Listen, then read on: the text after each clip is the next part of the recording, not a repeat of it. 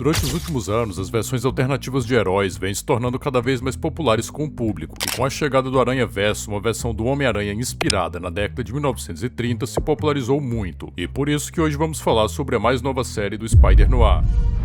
Tendo fudendo Nicolas Cage no papel de Aranha e com a história totalmente nova do personagem em todos os aspectos, a série chegou na Amazon, que raramente erra com as séries, tirando o final de The Boys. Essa série foge do convencional que as séries de heróis vêm seguindo, já por ter duas escolhas antes de começar a ver ela. Aqui a gente pode escolher entre o preto e branco, que traz a imersão dos filmes dos anos 30, ou a série colorida, jeito que eu provavelmente a maioria das pessoas viu. Inclusive, foi graças ao Nicolas Cage que essa série teve a versão em cores. Diferente de muitas produções da atualidade, aqui nós vemos uma fotografia muito mais estética e pensada para combinar 100% com o visual ao seu redor. Não é uma série filmada para depois ser passada no preto e branco, ela foi pensada em cada detalhe, seja a iluminação ou as cores que estamos vendo. Aqui as sombras são mais pesadas, mas isso não significa que a série seja escura. O contraste entre luz e escuridão é simplesmente magnífico, e mesmo vendo a série com cores, podemos perceber que essa produção combina muito em preto e branco. Tudo isso reforça a sensação de estarmos vendo um produto dos anos 30, mas toda essa estética incrível não adiantaria de nada se não tivéssemos um protagonista marcante, que é o caso do Ben Reilly. Aqui nós somos apresentados ao Ben Reilly, que sim, é o nome do clone do Homem-Aranha nas HQs, porém aqui ele tem esse nome por questões contratuais. A maior diferença desse protagonista para os habituais que nos acostumamos é que ele não é mais um jovem, ele é um ex-veterano de guerra, cansado e frustrado, que diferente do Peter Parker que conhecemos, ele já não tem mais esperança. O Homem-Aranha que a maioria das pessoas conhecem é aquele menino jovem, cheio de ideias e que quer mudar o mundo, mas aqui não. Temos um detetive particular falido que abandonou o seu manto de protetor de Nova York e agora é um homem quebrado, cínico e totalmente frustrado com o fardo de não ser mais nada. E é aí que nós vemos o quanto ter o Nicolas Cage agrega a esse personagem. Ele consegue entregar todos esses arquétipos do personagem e mesmo assim botar uma piada de humor. Não é o mesmo tipo de humor que vimos na versão dele no filme do Aranhaverso, mas isso é muito bom. Eles souberam se distanciar de outras versões e criar o seu próprio tom aqui. Além do mais, que os produtores da série confirmaram que não é o mesmo personagem do filme de 2018 como muita gente achou por aí. Falando um pouco mais dessas mudanças, por mais bobo que pareça, infelizmente aqui no Brasil, em vez de chamarem ele de o Aranha, eles chamam o Ben de Spider. A Insomniac que criou um monstro aqui. É algo pequeno, mas algumas vezes que me deu uma dor no peito. No primeiro episódio, somos apresentados ao núcleo de apoio do Aranha, que é a Janet, sua secretária, e o Rob, um dos maiores acertos dessa série. Diferente do que é feito no MCU, a gente realmente começa a se importar com os personagens secundários, e tudo isso em menos de 8 episódios. No MCU, absolutamente ninguém dá a mínima para o Nerd e a MJ, nem quando eles estão em perigo. Na série são personagens que fazem o protagonista subir na história e também agregam bastante no carisma da série, coisa que em 3 filmes alguns não conseguiram, na minha opinião. Além deles, mais tarde são apresentados outros personagens que, mesmo não tendo um desenvolvimento muito profundo, é possível gostar deles ainda assim, que é o caso da Cat Hart, uma mulher que no primeiro episódio, um maluco pede pro Ben Reilly investigar. E se você achou o nome dela familiar, é porque é uma referência a Felicia Hard, a gata negra das HQs. Ela trabalha pro Cabelo de Prata, que é o principal vilão da série, e também tem um relacionamento com Flint Marko.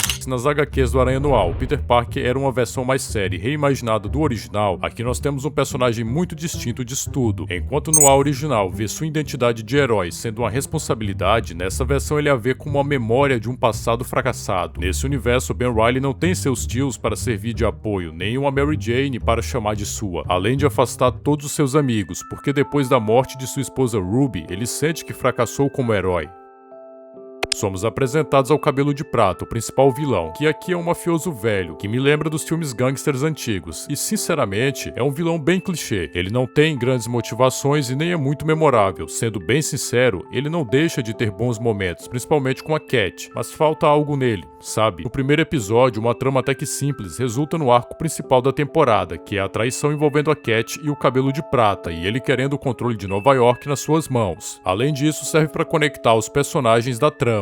Aqui nós temos o embate do Rayleigh contra o Flint, que para surpresa de 0 pessoas é o Homem-Areia. É apresentado o conceito de que os vilões com poderes da série estavam na mesma guerra que o Ben. Coincidência? Não é, mas isso é papo para mais tarde. Os episódios 2 e 3 expandem mais a história principal e também introduzem o alter ego do Ben, tendo uma cena bem legal para mostrar ele recuperando seu traje. Já no segundo tem uma cena de ação bem foda dele indo ameaçar o Cabelo de Prata. Também mostra que além de beber e fumar, esse aranha também não tem remorsos de matar seus inimigos. O cara é poucas ideias. A série não tem medo de mostrar para você que vai seguir seu próprio ritmo narrativo, mesmo que isso signifique não ter tantas cenas de ação como é na maioria das séries de heróis. Essas cenas mais heróicas ganham mais impacto com essa decisão, pelo menos na minha opinião. Essa produção tem o que falta para as da Marvel, ser feita pensando nos fãs. Não estão pensando em conectar universos e expandir a história de outras, mas sim fazer uma coisa divertida que o público vai gostar. E nem precisam de 1000 easter eggs para fazer isso aqui. Ela entrega isso na sua simplicidade. E ao decorrer dos episódios, o Robbie Robertson consegue sair de apenas um personagem que estará ali para apoiar o Ben e ganhar seus próprios objetivos. Além disso, ele é um contraponto para o nosso protagonista, pois ele vê a esperança de um mundo e no próprio Ben. Ele tenta buscar a verdade no mundo corrupto através do jornalismo, até trabalhando no Clarim. Esse personagem também nos ajuda a entender outro antagonista da série, o Lápide. O Robbie aqui está disposto a ajudá-lo e tentar entender a origem dele, mas infelizmente o lado corrupto de Nova York transforma essa investigação em uma espécie de ataque do Homem-Aranha e Lápide à polícia. Também nesse terceiro episódio temos todo um plot twist envolvendo a Cat, porque como eu disse antes, ela é a traidora e o motivo dela trair o Cabelo de Prata é por conta do controle possessivo que ele tem nela, a tratando como um boneco que pode controlar todas as ações. Ao decorrer do quarto episódio, nós vemos a aproximação do Ben com a Cat, inclusive ela ilude muito o cara. Mas antes dela fazer isso, nós vemos que o Aranha gosta e se conecta com ela. A Cat é uma personagem que funciona, pois ela faz a fachada do Ben Reilly cair, coisa que não acontecia desde a morte de sua esposa. Temos uma parte mais vulnerável do personagem e ele conta pra ela que a Ruby morreu porque ele investigou um cara, e depois de muito tempo ele se vingou do Ben matando ela, fazendo assim ele desistir do manto de herói. Mas com a Cat, ele sente uma esperança de que se pode fazer diferente e realmente salvar ela. Também temos a introdução do Megawatts aqui, que é um vilão bem série D do Homem-Aranha nos quadrinhos, mas aqui é um alívio cômico da série e ao mesmo tempo que é muito poderoso, dando até bastante trabalho pro Vovô Aranha.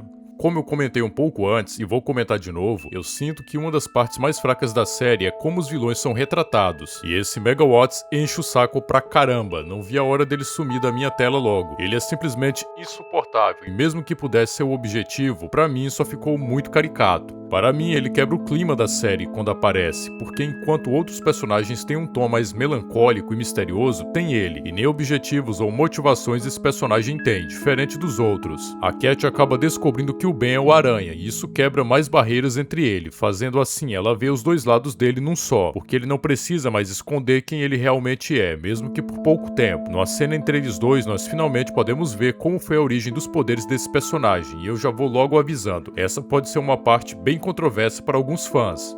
Diferente do tradicional dos quadrinhos, onde o Peter ganha seus poderes ligados ao misticismo de um objeto, aqui é uma origem envolvendo a ciência e experimentos. O Ben, como citado anteriormente, era um militar, e nessa guerra ele já foi herói mesmo antes dos poderes, salvando vários do seu país. Mas em uma parte daqueles quartéis é mostrado vários experimentos, e um deles é uma aranha humana bizarra, que parece ter saído de um filme de terror. Essa coisa acaba mordendo o Ben e por isso seus poderes surgem. Porém, isso tem mais uma camada. Depois de ser mordido, ele acabou meio que perdendo seus costumes humanos, tendo que aprender novamente como ser um humano de novo. E dá para perceber isso em alguns costumes do personagem, o que deixa ele como uma das versões mais marcantes para mim. É muito bom quando produções inovam em algo na história, e essa inovação faz total sentido com o rumo que a série toma, ainda mais que mostra o Ben já tendo seu lado heróico mesmo sem poderes, porque diferente do que ele pensa, ele não é covarde. O motivo para vilões terem poderes é uma doutora chamada Faber, que fazia experimentos com veteranos de guerra, e isso traz um lado de ficção científica muito bom para a série. A presença dessa personagem acaba agregando para o background dos personagens e ainda vai render umas partes loucas pro Aranha.